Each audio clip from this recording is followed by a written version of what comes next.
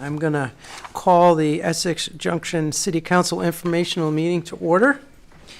Welcome to our informational meeting. I'm going to start out by introducing City Council President Amber, and you can introduce everybody else. Thank you, Steve. All right, so we have for City Council present, we have Brian Sheldon, Marcus Serta, Elaine Haney, and Tim Miller online. City department heads that we have joining us today, we have Regina Mahoney, the city manager, in the room with us. Online, we have Colleen Dwyer, the HR director. In the room, we have Chris Gaborio, our fire chief. Wendy Hisco, library director. Rick Jones, public works superintendent. Chelsea Mandigo, water quality superintendent. Jess Morris, our finance director. And Ashley Snellenberger, communications and strategic initiatives director, and Chris Ewan, our community development director. And just want to make sure I didn't miss anybody who popped on. Mark Brislin, our EGRP director, and I think I got everybody. All right, thanks guys. Welcome. We don't have any other guests, so all right, take it away, Steve. All right, and I'll note that I'm Steve Eustace, the moderator for the evening, and I'll go over some of the procedures. This is an informational hearing to discuss the articles being voted on by Australian ballot for the 2026 city meeting. As such, there will be no motions, amendments, or voting at this meeting. Pertinent information on the meeting, agendas, reports, etc. are on the city website and on the annual report. Only residents of the city of Essex Junction are allowed to participate. All remarks, questions, and discussions should be addressed to me. Please wait to be recognized before speaking and then give your name and street address. Speak in a loud voice that your comments may be heard by everyone. If you're online, you can raise your hand function and we'll get to you, and then you can unmute when you're recognized. Just like usual city council meetings, each person should plan to limit their time to 2 to 3 minutes so that more people have a chance to speak. As in the past years, I will not be specifically timing people, but will encourage people to wrap up if they're speaking too long. My role as moderator is to help you ask your questions or make your point. If you need help, please let me know. Above all, please be civil and respectful of your neighbors' opinions. So with that, what we'll do is I'll read each article one at a time. And then there is a city presentation, either a slide or a group of slides to go through for each. And then after that is completed, then we'll open it up for questions. And we'll do that every single article all the way down. So you can ask each time and not hold it till the end. So we're going to start with Article 1. Shall the voters approve an annual general fund budget in the amount of $12,921,469 for fiscal year July 1, 2026 to June 30, 2027, $11,891,682 of which is to be levied in taxes against the city grand list. So I believe city manager's going to give this first overview. Get to the right side.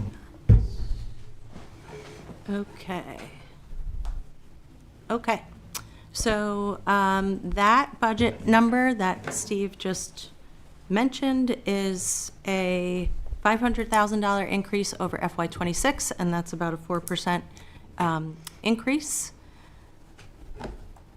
Whoop, my slides aren't moving here. And now we went too far.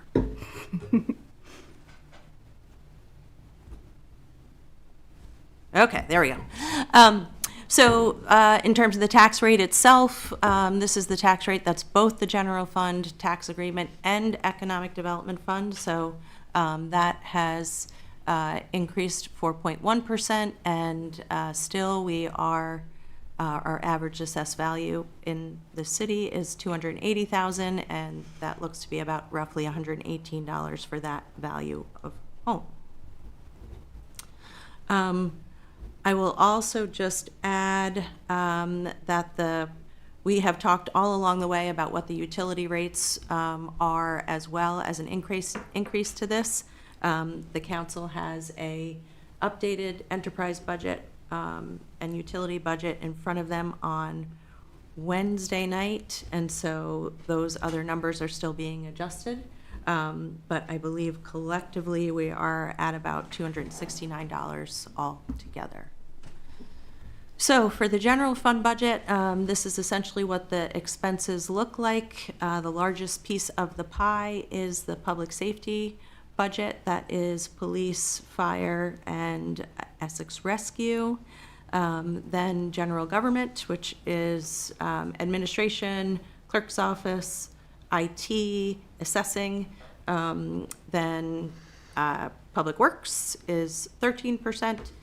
The transfers and miscellaneous is 9%. I'm going to go over what that means in a couple of slides here. Then we've got recreation and Brownell. On the revenue side, about 76% of our property taxes come in from the residential side of the grand list, 10% from business side of the grand list, and 6% from global foundries. As we've talked about quite a bit through the budget process, we are currently in a reappraisal, and the reappraisal will be finished this summer. So what the percentages of this pie look like today may shift a bit between residential and commercial and business. Then also you see 8% here, which is miscellaneous income. Those are the fees that come into community development and the clerk's office for the most part.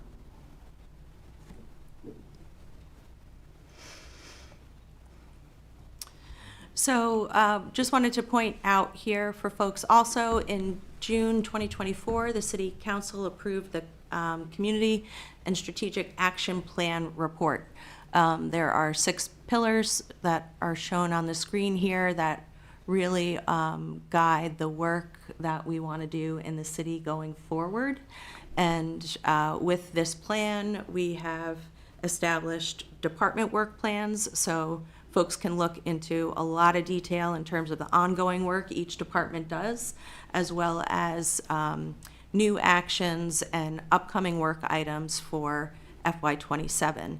And this budget cycle has shown a first full year of doing this whole process, where we have a council retreat in the spring, set some high priority actions that meet the vision and these 6 pillars, and then we kind of go to work in the administrative side and come up with a budget that meets those goals. So it's pretty exciting to have this system up and running at this point.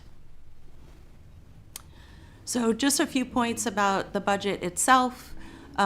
We were asked to come up with a budget to get as close to 3% as possible, but also asked for 3 and 5%. Early on in the process, we were able to just do a mocked up budget based on our contracted requirements, and we were able to get that to 3.5%, so we knew getting to 3% was going to be pretty difficult. That said, we still asked the departments to get to close as 3% as possible. And what we've got is 4% at the end of the day, with it all coming together. For the most part, the increases in the budget come from the salary increases, as well as a couple of other items that are mentioned here. Health insurance has been a big cost over the last couple of years. Thankfully, this year, those numbers actually came down. For 2026, we are still anticipating 2027 potentially going up again, so we're able to work in a balance between the two. The other things that end up happening on the health insurance front are as folks make their different choices in terms of election changes, you can see that kind of go up and down in cost. Other thing to point out here is the employee share of the health insurance premiums are now up to 6% over a couple of years ago. The budget increase is approximately $500,000 altogether. About $260,000 of that is coming from the police budget, where they had a new contract this last year, and so those contracted increases are showing up here in the FY27 budget. Other thing to point out is that in the assessing budget, which is another shared service that we still have with the town, we are moving up from a 1.7 FTE to 2 full-time employees with the town. That's just a few more things about the health insurance piece and the personnel, so I just went over that already. So cost containment, we have been trying to look at services across the various city departments as we've continued to get our legs underneath us. And we've got a cleaning contract now that is citywide. We took a look at a couple of other services to see if we can contract those instead of doing them in-house, to see if they would be able to get better service and/or cost less. And we will continue to keep doing that work going forward. We have also, over the last couple of years, continued to move appropriate expenses that have existed in the general fund side of Parks and Recreation and move them to the program side of Parks and Recreation. So EJRP, about a quarter of the expenses for EJRP are in the general fund side.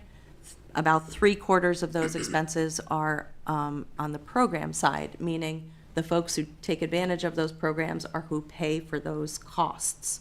And so we've shifted some additional expenses over to the program fund when it makes sense to do so. Transfers. So when I was talking about the big pizza pie thing and all the different colors, transfers is about 9% of the general fund budget. What we mean by transfers is essentially, for the most part, general fund money that we are bringing in each year and moving over to the capital side of the equation so that we are saving for infrastructure and rolling stock costs that we've got planned for into the future. The village now city, has had a strong tradition of planning for capital projects for a good long time. It is an excellent fiscally responsible exercise to do. And one of the shifts that have happened over the last couple of years is when we started to collect the local option tax. That has been an additional revenue source that was intended to help cover some of those capital projects. So we were able to level fund the general fund capital transfer this year because of those lot funds. Because of some big expenses coming up on the rolling stock side, we kept that transfer the same with an similar increase that we've had over the last couple of years. And also at the end of FY25, we had an unassigned fund balance that got up to 12.5%, which is very exciting. For the first couple of years of being the city, we only had a 7% unassigned fund balance at the end of the fiscal year. Our goal is actually to get closer to 15%, so 12.5 is really good news. And so we did not put additional money aside for that specific purpose. These are some of the capital projects that we've got in FY27 lined up. And that's all I have for the budget. All right. Thank you, Regina. I don't see anyone in the room to ask a question. Is there anyone online that would like to ask a question? And please raise your hand, on either your virtual hand, and we can go from there. And we are not seeing any, which is perfectly fine. All right, so seeing none, we'll move on to Article 2. Shall general obligation bonds or notes of the City of Essex Junction in an amount not to exceed $13,960,000 be issued under Chapter 53 of Title 24 Vermont Statutes Annotated, payable from the city's general fund, derived from the taxation of real property for a period not to exceed 30 years, and subject to reduction by available grants and aid or other funding sources, be issued to finance the cost of constructing a public works facility, the project. Also known as the project. Yes. So are you going to? I am going to cover these, yeah. Perfect. So I think we can pretty much go through that one, and think in the Cliff Note version of what this article is our public works facility is not sufficient to meet the needs of our city. So the best thing to do is to look at the pictures. These pictures are worth 1,000 words. Trying to get there and not move. There we go. You want to keep just flipping through the pictures. All right. So this is the outside of the facility. So it hasn't had any major improvements in nearly 30 years. Some parts are 80 years old, and they got some outdated materials and design to them. This is the salt sheds that we have now, and those are 20 years old. So you can start to see in this picture here how close the top of that equipment is to the roof there. We'll see a little bit more in some other pictures. Just inadequate facilities. We've got the toilet picture always speaks volumes, but so the the restroom and the closet are one and the same, and then on the left side there is the staff break room, etc., training room, laundry, multi-purpose room. A couple more pictures of the staff facilities. And we can't store any of these, or we can't store most of these equipment inside because we don't have any room. Again, you'll see the picture there showing how close the top is to the vehicle. So I think I'll just you wanna- add, Yeah, I'll just go ahead. add there that part of the challenge with the low ceiling height is that those trucks right there that you're looking at in top left corner can't be serviced at all inside, so it can only be serviced outside, which is not great in the winter months. And that's it. Okay. All right. Thank you, Amber.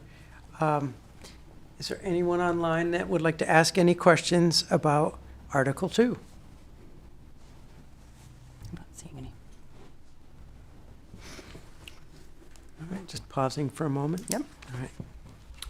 All right, so seeing none, we'll move on to Article 3.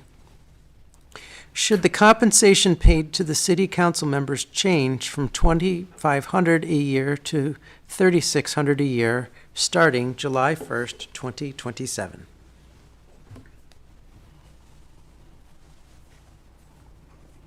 Pretty much sums it up. But so the next four articles are all come from the governance committee that was commissioned in March. I think they started their work until December. They produced a pretty extensive report based on interviews with other municipalities. And so these next four are all some iteration of that report and the recommendations that they gave. This one is specific to the city council pay, increasing it from $2,500 to $3,600. Okay, nobody in the room. Is there anyone online that would like to raise their hand and ask a question? Linda, wait a minute. Might have Linda's gone down. Did it go down? Should be up. I can't Okay. see it. All I see it now. well, Go ahead. Yep, Go I see it. ahead, Linda. Just quickly, I was wondering about how many hours do the council members need to work annually to get this job done? And how do other Vermont municipalities compensate their trustees, councilors, and so forth compared to us? I can answer that from the president's point of view, and there is another article that asks for the 25% difference between the council members and then the president. But I would say on average for myself, I'm spending anywhere between 5 to 10 hours outside of meetings. So then depending on a meeting schedule, we're meeting usually two to 3 hours every other week. So that's So is that 5 to 10 hours per meeting or per month or per week? 5 to 10 outside of the meeting. So that's in addition to the 3 hours that we sit here in this chair. So that's just from my own perspective, but I know the report is pretty extensive about the other municipalities and what they pay to each of their trustees and their select board. I mean, I think it runs the gamut of some that don't get paid at all.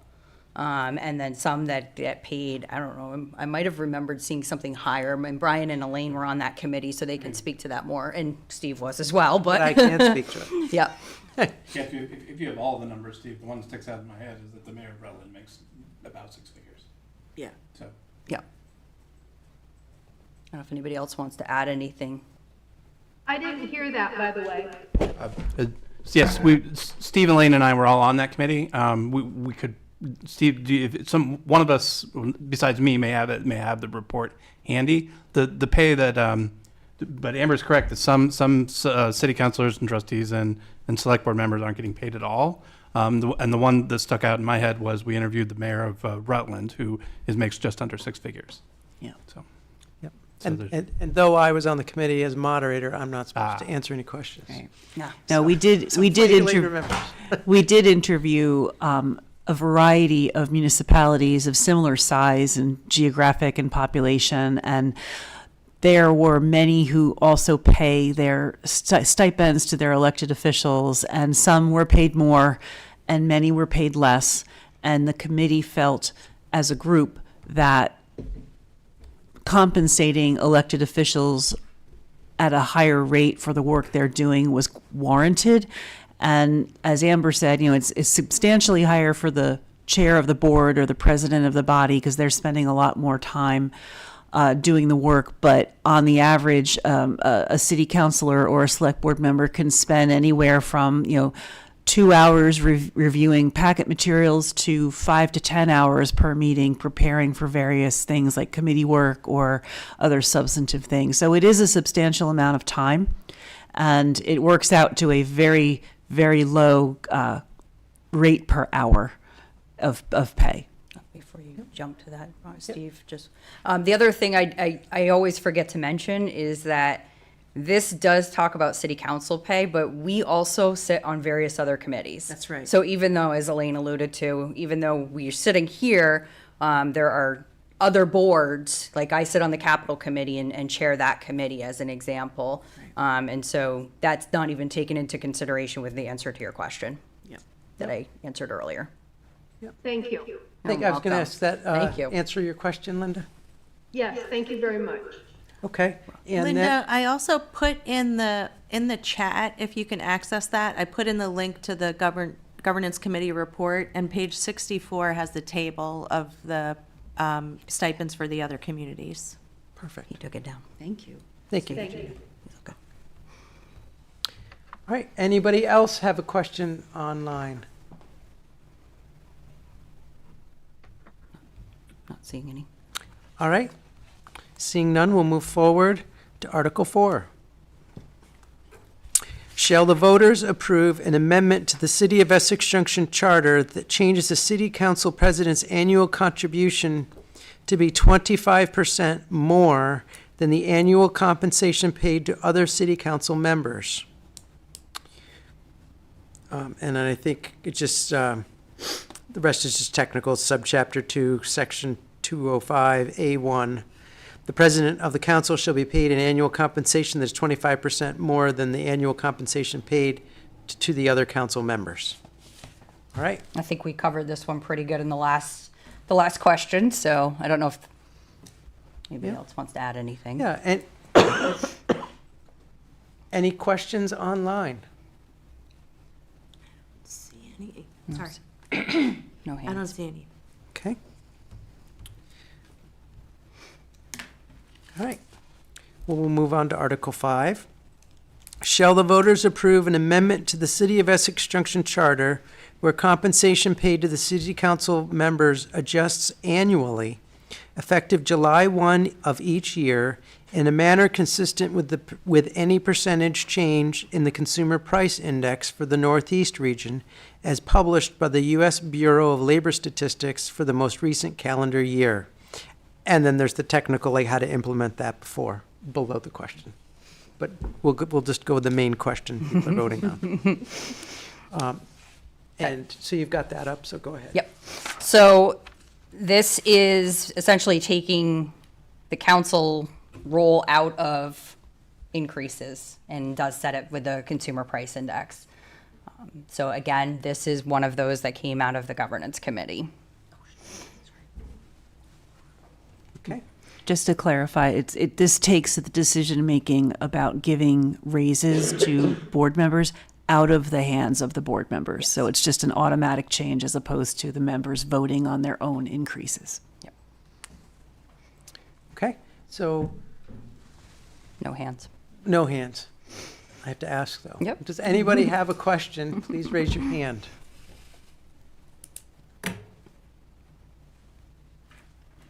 Still nothing. Okay. You have to have a pause long. For that person on the fence. Thank you. All right, we'll move on to Article 6. Shall the voters approve an amendment to the City of Essex Junction Charter that states that the City Council shall appoint a Charter Review Committee at least once every 12 years to conduct a comprehensive review of the City of Essex Junction Charter? So this is the last of the articles that came from the governance committee. So this would require that every 12 years, the city council reviews the charter. But it doesn't mean that the council couldn't do annual reviews or biannual or whatever it happens to be. It just needs to be every 12 years. And that's it. But it's handled not by the way you stated. I just want to clarify. Yeah. It's not the city council that's doing that. The city council has to appoint a body Yes. in order to do that work. Yes, Correct. correct. All right, any questions on Article 6? Not seeing any. Okay. We'll move on to Article 7.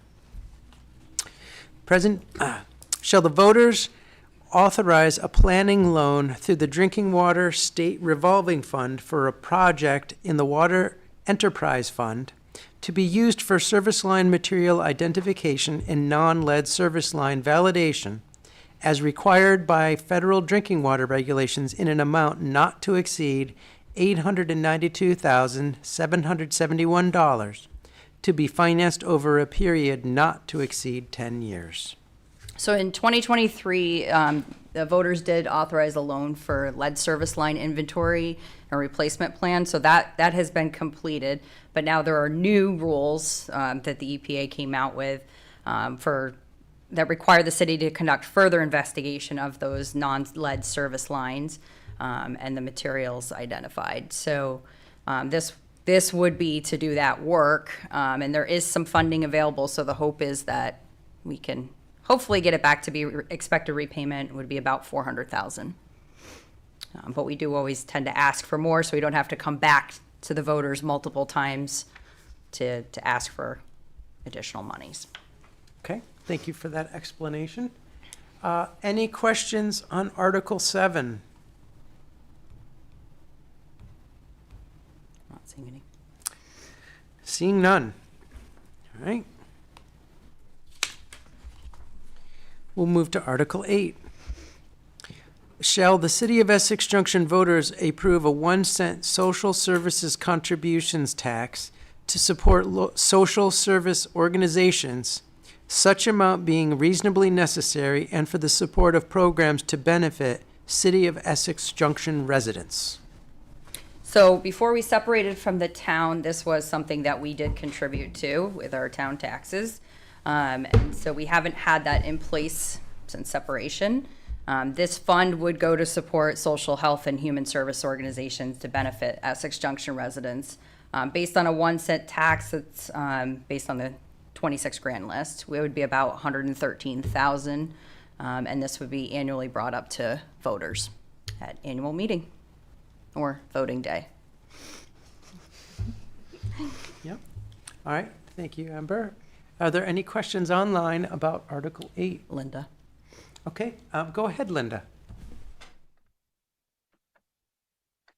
Okay, I'm here. Yes, so since this is something that I was unaware of from the past, I'm curious as to what services were provided when we were participating in this. What types of services? I'm going to let Elaine answer that question. So Linda, this is a program that existed since way back in 1987 when town voters approved using 1% of the general fund to fund organizations that provide services to town residents that included the village. And over time, it evolved into a grant program. And so the town of Essex developed a process for nonprofits to apply for grant funding, and they would vet the applications, make a decision about which applications to grant, and then the select board would sign off on those decisions. And that is the process that the city council proposes modeling. So if this article passes, we would probably do a very, very similar, if not identical process. And so there are criteria for each nonprofit organization that they must comply with in order to apply for the loans or the grants, excuse me.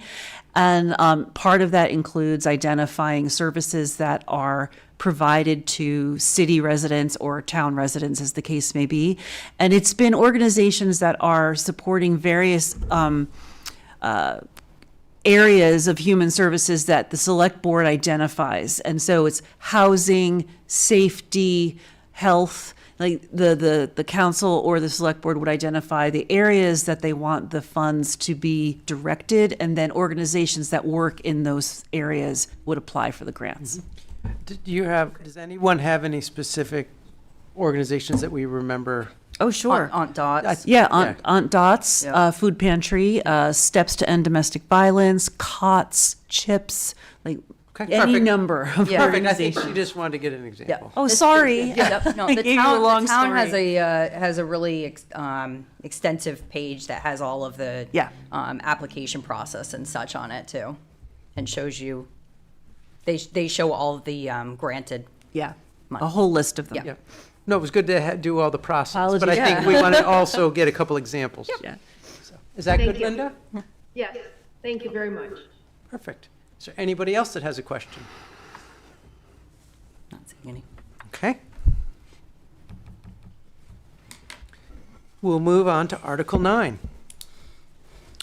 Shall the voters authorize payment of real property taxes in equal installments on March 15th and September 15th by physical delivery or electronic payment to the tax collector by the close of business on that date? Okay, so our charter does not specify how or when tax payments must be delivered. So we've been following the state law, which allows postmarks as proof of on-time payment. But as anyone knows, the postal system has been a little bit lacking in the on-time lately. So this question is really asking to not accept postmarks as proof of on-time payment and to align with our utility bills, which do not accept postmarks. And we are receiving payments weeks past the due date. I think I just saw a post on Facebook of somebody who mailed it 2 weeks ago plus, and we still haven't received it. Okay. So, And can I just say, because there are a lot of double negatives in the way this question Yes. is written, there has to be. So if you want your postmarks to count as on-time tax payments, vote no. If you want receipt at 2 Lincoln Hall to be the date for receipt, vote yes.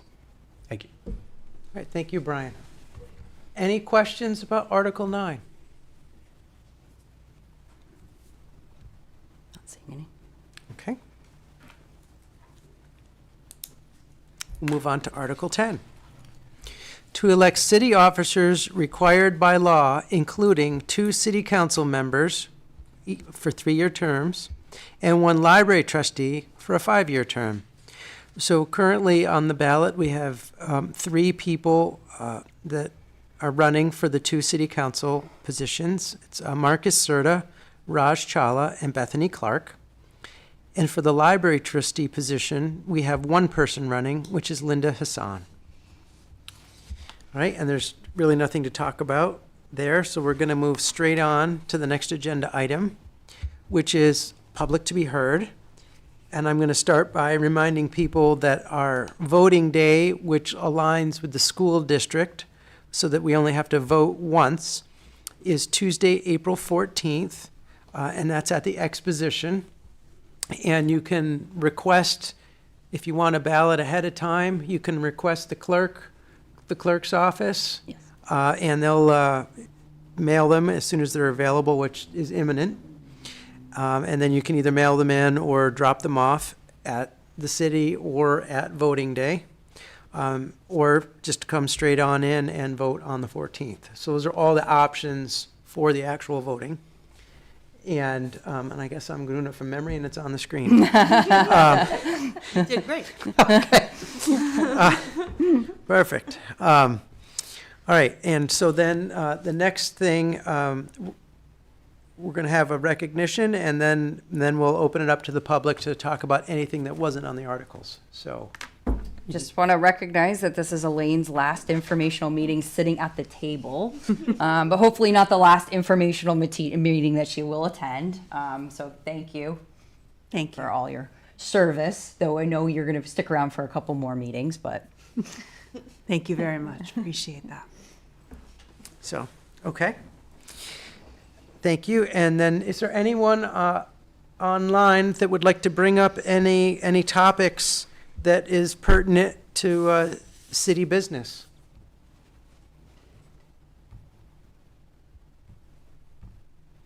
no hands. Okay. We're hearing none. And then we're done, right? That's correct. All right, so I'll have a longer pause here just in case. But since we're not getting any hands online, I will thank everybody and look for a motion to adjourn. So moved. I'll second. All right, any discussion? All right, all in favor? Aye. Aye. Opposed? The informational meeting is over. Thank you, everyone. Thank you.